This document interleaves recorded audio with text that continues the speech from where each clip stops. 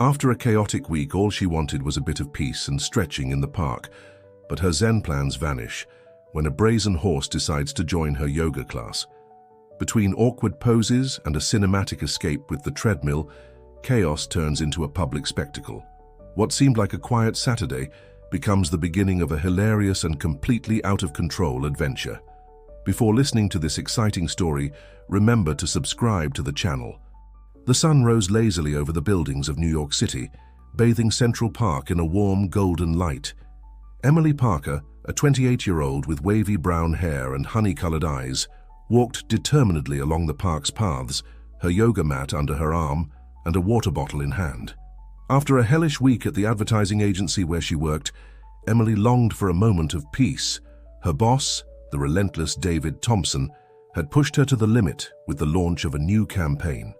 The dark circles under her eyes betrayed the sleepless nights in front of the computer, perfecting every detail of the project. "Breathe, Emily," she told herself as she looked for the perfect spot to lay out her mat. She found a quiet corner near a large oak tree, away from the bustle of families that were beginning to fill the park. With a sigh of relief, she unrolled the mat on the grass, still damp from the morning dew. She closed her eyes and breathed deeply, inhaling the scent of wet earth and wildflowers. At last, a moment of calm. She began her routine with gentle movements, stretching her tense muscles and letting the tension leave her body with each exhalation. She was in the middle of a warrior pose when a sudden neigh broke her concentration.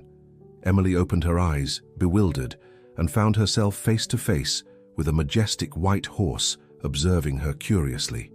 "What the?" she muttered, blinking several times to make sure she wasn't hallucinating. The horse, with silver manes and intelligent eyes, tilted its head to one side, as if evaluating Emily. She stood still, not knowing how to react to the animal's presence. "Easy, friend," she said softly, extending a trembling hand. "Where did you come from?" To her surprise, the horse approached and brushed its muzzle against her palm. Emily felt a strange connection with the animal, as if they had known each other all their lives. "Spirit, Spirit, where are you?" A male voice was heard in the distance. The horse neighed in response, but didn't move from its place next to Emily. She looked around, expecting to see the animal's owner appear at any moment. "So your name is Spirit," she murmured, stroking the horse's neck. "Well, Spirit, I think someone's looking for you. You should go back." But Spirit had other plans. To Emily's amazement, the horse began to imitate her yoga movements, lifting a front leg and stretching its neck in a way that looked like an equine version of the warrior pose. Emily couldn't contain a laugh. "Are you doing yoga with me?" she asked incredulously. The scene began to attract the attention of passers-by. A group of children approached, laughing and pointing at the yoga-performing horse. Soon Emily found herself surrounded by a small crowd, all fascinated by the impromptu show. "Look, Mom," a child shouted, "the horse is exercising." Emily, suddenly feeling self-conscious, tried to return to her routine, but Spirit had other ideas. With a quick movement, the horse grabbed the yoga mat with its teeth and galloped off through the park. "Hey, come back here," Emily shouted, forgetting all her composure and running after the thieving horse. The chase attracted even more attention. People took out their phones to record the scene, laughing and cheering Emily on as she ran after Spirit. The horse seemed to be enjoying the game, trotting slowly enough for Emily to follow, but fast enough to stay out of her reach. In the midst of the chase, a handsome young man appeared running from the opposite direction. He wore a plaid shirt and worn jeans, and his face showed a mixture of concern and amusement. "Spirit!" he shouted. "Come here, you naughty girl." The horse stopped upon hearing the man's voice, but instead of going towards him, it trotted back to Emily and dropped the mat at her feet, as if returning a toy. Emily, panting and with disheveled hair, looked at the newcomer. "I guess this horse is yours," she said, trying to catch her breath. The man smiled, showing charming dimples. "Yes, I'm so sorry. I'm Jack, and this is Spirit. She escaped during our training." "Training?" Emily asked, confused. Jack was about to respond when a group of children surrounded them, all wanting to pet Spirit. "Do more yoga, horse," one of them shouted. To everyone's surprise, Spirit raised a leg again, imitating the pose she had seen Emily do. Jack let out a laugh. Well, it seems you've been a bad influence on my horse, he joked. Emily couldn't help but smile. I just wanted a quiet morning of yoga, she said, shaking her head in disbelief. Well, said Jack, his eyes shining with amusement, it seems the universe had other plans for you today. As the crowd continued to grow around them and Spirit continued with her yoga poses, Emily felt that something had changed. The tension of the week had vanished, replaced by a sense of adventure and possibilities. She looked at Jack, who was now trying to convince Spirit to stop doing headstands, and realized that her quiet Saturday morning had turned into something much more interesting. What Emily didn't know was that this chance encounter with Spirit and Jack was about to change her life in ways she could never have imagined. Fate had set in motion a series of events that would lead her down a path filled with laughter, love, and personal discoveries, all thanks to a horse with a yogi soul and its charismatic owner. Monday morning, Emily entered the advertising agency with a smile on her face, something unusual after a weekend. Her co-workers looked at her curiously as she headed to her desk, humming a cheerful melody. "What's gotten into you?" asked Olivia, her best friend and co-worker, approaching with a cup of coffee in hand. "You looked like a zombie on Friday, and today, what's this? Happiness on a Monday morning?" Emily laughed, turning on her computer. "You won't believe what happened to me on Saturday," she began, but was interrupted by her boss's authoritative voice. "Emily, in my office now!" David shouted from his office door. Emily's smile instantly vanished. With a sigh, she got up and headed to David's office, mentally preparing herself for another round of criticism about the campaign. However, to her surprise, David greeted her with a smile. "Sit down, Emily," he said, pointing to the chair in front of his desk. "I have incredible news." Emily sat down, confused. "What's going on, David?" "Remember the campaign you've been working on? Well, it turns out it's gone viral," said David, turning his monitor to show Emily a video on YouTube.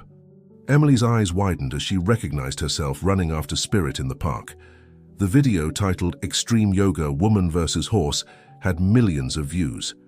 "But how?" Emily stammered. David let out a laugh. "I don't know how you did it, but you've created the most innovative advertising campaign I've seen in years. A flash mob with a horse doing yoga. Brilliant." Emily opened her mouth to explain that it had all been an accident, but David continued talking. "The client is thrilled. They want us to develop a whole series of ads based on this concept. Yoga with animal, it's genius. But David, I didn't..." Emily tried to explain. "Don't be modest," David interrupted her. "I know a brilliant idea when I see one. From now on, you'll be in charge of the entire project. You have carte blanche to do whatever you want." Emily left David's office in a state of shock. Olivia was anxiously waiting at her desk. "What happened?" she asked. "Why do you have that face?" Emily told Olivia everything, from the encounter with Spirit to David's confusion. "What are you going to do now?" Olivia asked when Emily finished her story. "I don't know," Emily admitted. "I guess I'll have to find Jack and Spirit. I need their help for this campaign." After work, Emily returned to Central Park, hoping to find some clue about Jack and Spirit. To her surprise, she found them in the same place where they had met. Jack was sitting on a bench reading a script, while Spirit grazed peacefully nearby. "Jack!" Emily called, approaching. He looked up, surprised. A smile lit up his face as he recognized her. "Emily, what a surprise. Are you here for another yoga session with Spirit?" Emily laughed nervously. "Actually, I'm here because I need your help. You see, the video of Spirit doing yoga has gone viral and..." Jack interrupted her, his expression changing to one of concern. "Oh no. I was afraid this might happen."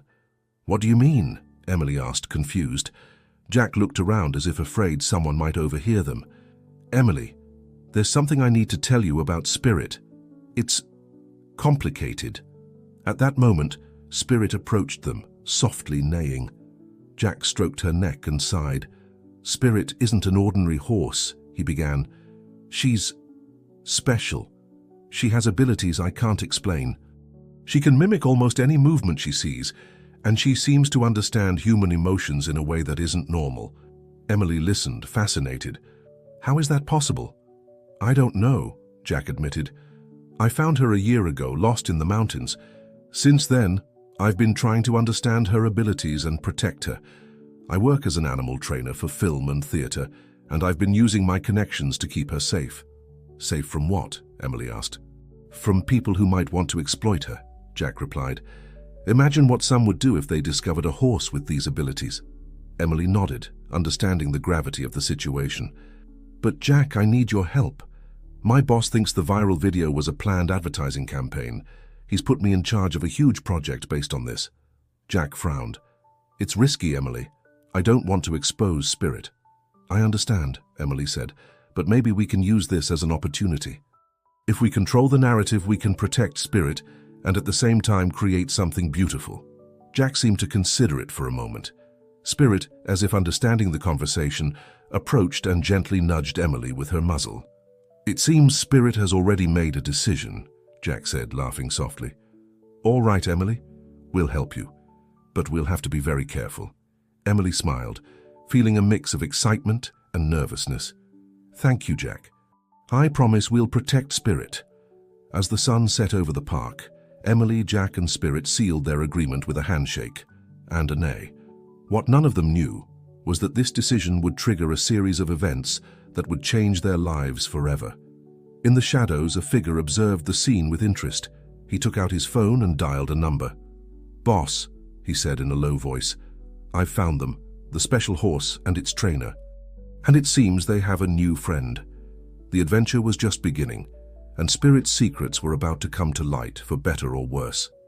The following days were a whirlwind of activity for Emily. Between meetings with the creative team, presentations for the client and planning sessions with Jack, she barely had time to breathe. However, she dedicated every free moment to visiting Spirit in the stable where Jack kept her. One afternoon, as Emily watched Jack work with Spirit, she couldn't help but marvel at the special bond between the man and the animal. It's incredible, Emily murmured. It's as if she really understands you. Jack smiled, stroking Spirit's neck. Sometimes I think she understands me better than most people, he said with a hint of melancholy in his voice.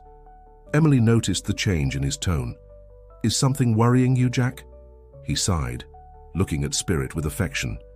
It's just that the more we work on this project, the more exposed Spirit will be. I can't help but worry about her safety. Emily approached and put a hand on his shoulder. I promise we'll do everything possible to protect her. This campaign can be an opportunity to show how special Spirit is in a controlled way. Jack nodded, grateful. You're right. It's just that Spirit is, well, she's my family. I don't know what I'd do if something happened to her. The moment was interrupted by the sound of Emily's phone. It was David. Emily! Her boss's voice resonated through the speaker. I have incredible news. The client wants to do a live event, an animal yoga show in Times Square this weekend. Emily exchanged a panicked look with Jack. But David, it's too soon. We're not prepared for something so big. Nonsense, David replied. With your creative genius and that amazing horse, it'll be a success. I won't take no for an answer. See you tomorrow to finalize the details. Before Emily could protest, David had hung up. She turned to Jack, who had heard the entire conversation. Jack, Emily began, but he interrupted her. I know, he said with a resigned smile. I guess it's time for Spirit to make her debut on the big stage. The following days were a frenzy of preparations. Emily worked day and night coordinating the event, while Jack trained Spirit for the show. Despite the stress, Emily couldn't deny the excitement she felt every time she saw Spirit perform a new yoga pose. Finally, the big day arrived. Times Square was packed with people, with a huge platform in the center where the show would take place. Television cameras and photographers crowded around, all eager to capture the unusual event. Emily, dressed in designer yoga clothes, courtesy of the client, waited nervously backstage. Jack was by her side, gently stroking Spirit to keep her calm. Are you ready? Jack asked, his voice barely a whisper. Emily nodded, although her stomach was full of butterflies. As ready as I can be to do yoga with a horse in front of thousands of people. Jack laughed softly. You'll do great. Spirit and I trust you. With a final handshake, Emily stepped onto the stage. The crowd erupted in applause as she began her yoga routine. Moments later, Spirit trotted in, eliciting gasps of amazement from the spectators. What followed was pure magic. Emily and Spirit moved in perfect synchrony, performing yoga poses that seemed impossible for an equine. The crowd was captivated, alternating between enthusiastic applause and amazed silence. As they performed the final pose, Emily looked at Spirit and saw something in the animal's eyes that took her breath away. It was as if Spirit was smiling, enjoying the moment as much as she was. The applause was deafening when they finished. Emily hugged Spirit's neck, feeling euphoric. Jack ran onto the stage, his face radiant with pride. "You did it!" he exclaimed, hugging Emily and petting Spirit. "It was incredible." David suddenly appeared, practically jumping with excitement. "Emily, you're a genius. The client is ecstatic. They want to take the show nationwide. There's even talk of an international tour." As David continued talking about contracts and future presentations, Emily exchanged a look with Jack. The excitement of the moment mixed with a twinge of concern. What had they gotten themselves into? At that moment, a man in a suit approached them. His face was serious and his eyes were fixed on Spirit. "Impressive show," he said in a voice that made Emily shudder. "I've never seen a horse like this. I wonder, would you be interested in a purchase offer?" Jack visibly tensed. "I'm sorry, but Spirit is not for sale." The man smiled, but the smile didn't reach his eyes. "Everything has a price, sir. And for such a special animal, I'm willing to pay a lot." Before Jack could respond, Spirit neighed loudly and stepped between them and the stranger, as if protecting Emily and Jack. The man stepped back, surprised. "Interesting," he murmured. "Very interesting." With a final penetrating look, he turned and disappeared into the crowd. Emily looked at Jack, concern evident on her face. "Who was that?" Jack shook his head. "I don't know, but I have a bad feeling about this." As the crowd continued to celebrate and camera flashes illuminated Times Square, Emily, Jack, and Spirit remained together, aware that their adventure was just beginning. And with it, the dangers they had feared seemed to be rapidly approaching. The success of the show had catapulted Spirit to fame, but at what price? Only time would tell. The weeks following the Times Square show were a whirlwind of activity. Emily found herself at the center of a media phenomenon that grew day by day. Social media was flooded with videos and memes of Spirit doing yoga, and interview requests came in non-stop. One morning, as Emily was having her coffee at the agency, Olivia came running into her office waving a magazine. "Em! You won't believe this," she exclaimed, dropping the publication on the desk. Emily almost choked on her coffee when she saw the cover. There she was, next to Spirit, under the headline, "The Woman Who Whispers to Yoga Horses, the Story Behind the Viral Phenomenon." "How?" Emily began, but Olivia interrupted her. "That's not all. Look at this," she said, taking out her phone and showing her a video on TikTok. It was a montage of Spirit performing different yoga poses, with millions of views and enthusiastic comments. Emily sank into her chair, overwhelmed. "This is getting out of control, Liv. Jack and I wanted to protect Spirit, not turn her into an internet sensation."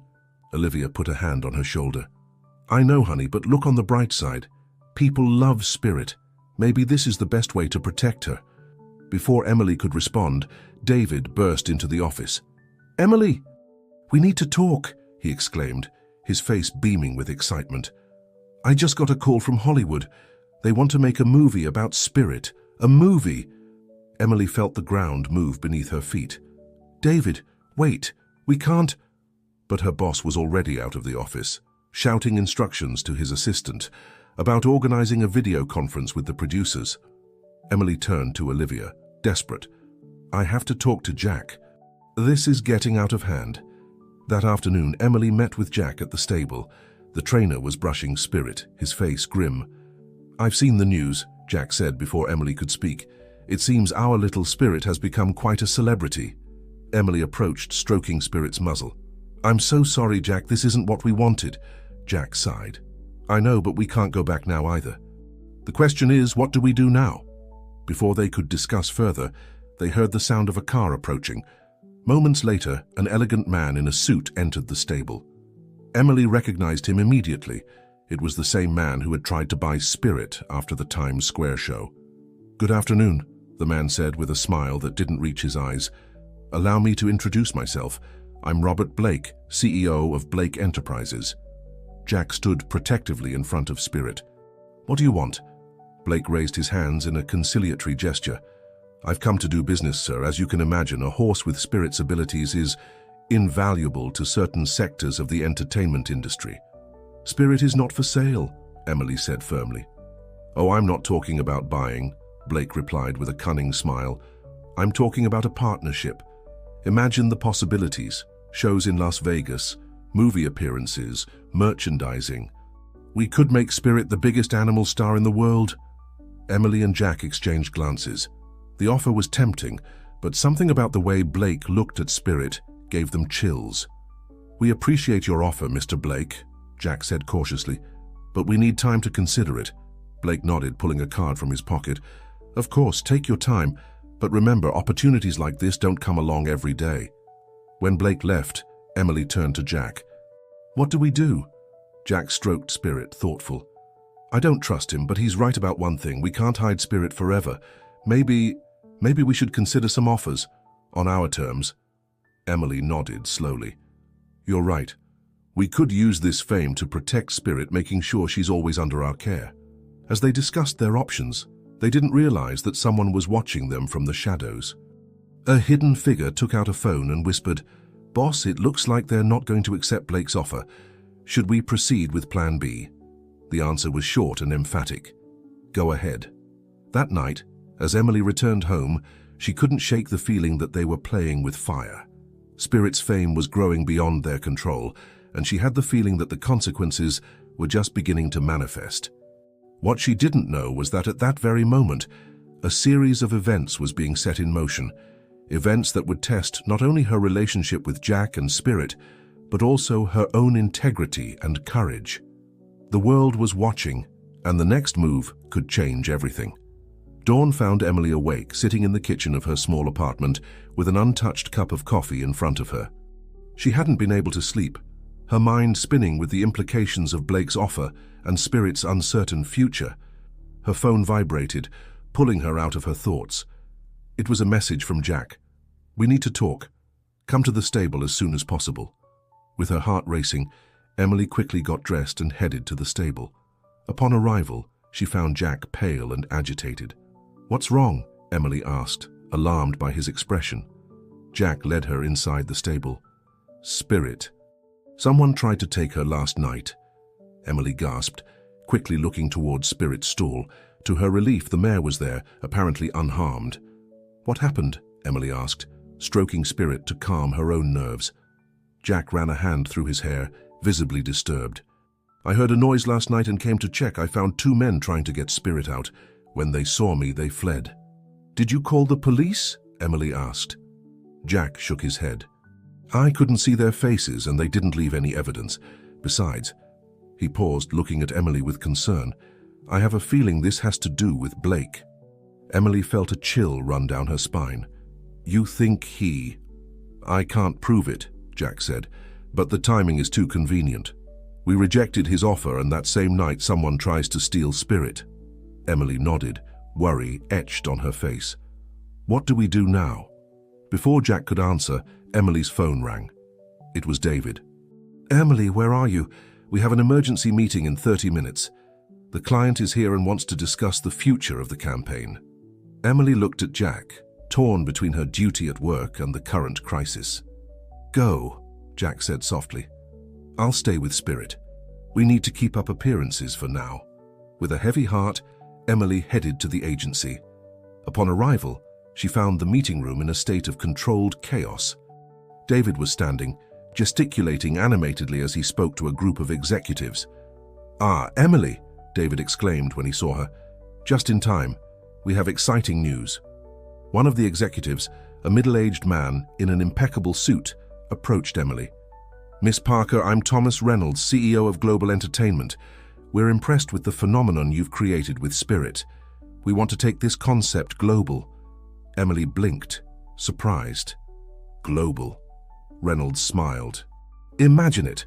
A traveling show, yoga with Spirit, touring major cities around the world, sold-out stadiums, merchandising, a television series. The possibilities are endless. David intervened, practically bouncing with excitement. "It's the opportunity of our lives, Emily. Global Entertainment is willing to invest millions in this project." Emily felt the world spinning around her. On one hand, this was the opportunity of her career, the kind of success she had only dreamed of. On the other, she thought of Spirit, the attempted theft, the predatory look in Blake's eyes. I need time to think about it," she finally said, "and I need to discuss it with Jack, Spirit's owner." Reynolds frowned. "Time is of the essence, Miss Parker. Our competitors would be delighted to take our place." "I understand," Emily said, trying to maintain her composure. "But Spirit isn't just an asset. She's a living being. We need to make sure her well-being is guaranteed." David looked at her as if she had grown a second head. "Emily, do you realize what you're saying? This is the opportunity of a lifetime." "I know," Emily replied, "but I need 24 hours, please." Reynolds and David exchanged looks but finally nodded. 24 hours, Reynolds said. "Not a minute more."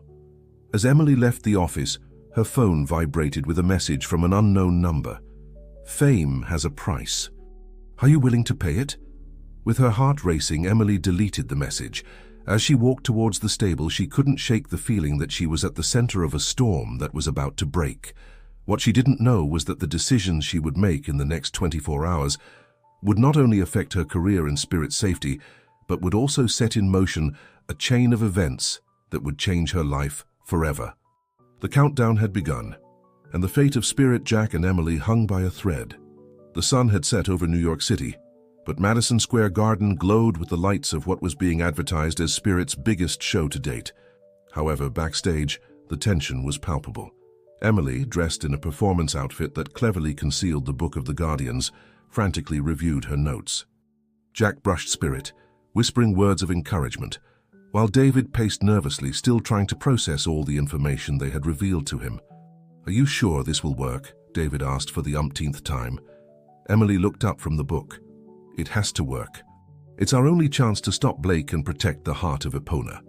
According to the Book of the Guardians, the Heart of Epona was a mystical crystal that manifested only when an equine guardian and their human companion achieved perfect synchrony. It was the source of the guardian horse's power and, in the wrong hands, could be used to control all magical creatures. "Remember the plan," Jack said. "We'll act as if it's a normal show. When it's time for the big finale, Emily and Spirit will make their move." Suddenly the curtains parted, and Robert Blake entered, flanked by security guards. His smile was cold and calculating. "Ah, my stars," he said with false warmth. "I hope you're ready for the show of your lives." Emily felt a chill but maintained her composure. "Of course, Mr. Blake. It will be an unforgettable night." Blake's eyes narrowed. "It certainly will be." As Blake walked away, Emily, Jack, and David exchanged worried looks. The game had begun. The show unfolded like a fevered dream. Emily and Spirit moved in perfect harmony, performing increasingly complex acrobatics. The audience was captivated, unaware of the drama unfolding before their eyes. When the time came for the grand finale, Emily felt a strange energy coursing through her body. She looked at Spirit and saw that the mare's eyes were glowing with a supernatural light. "Now," Emily whispered. In that instant, everything changed. Emily and Spirit rose into the air, enveloped in a halo of golden light. The audience gasped, believing it was part of the show, but Blake stood up, his face contorted with rage. "Stop them!" he shouted to his guards, but it was too late. In the center of the halo of light, a bright crystal began to materialize, the Heart of Epona. Blake lunged toward the stage, but Jack intercepted him. Both men rolled on the ground, fighting for control. Meanwhile, Emily extended her hand toward the crystal. The moment she touched it, a wave of pure energy spread throughout the arena. Blake's guards fell to the ground unconscious, and Blake himself was thrown backward. Emily descended gently, the Heart of Epona glowing in her hand. Spirit stood beside her, her coat shimmering with an ethereal light. "It's over, Blake," Emily said, her voice resonating with a power she had never felt before. Blake stood up, his facade of calm completely shattered. "You don't understand the power you hold in your hands," he shouted. "We could rule the world." Emily shook her head.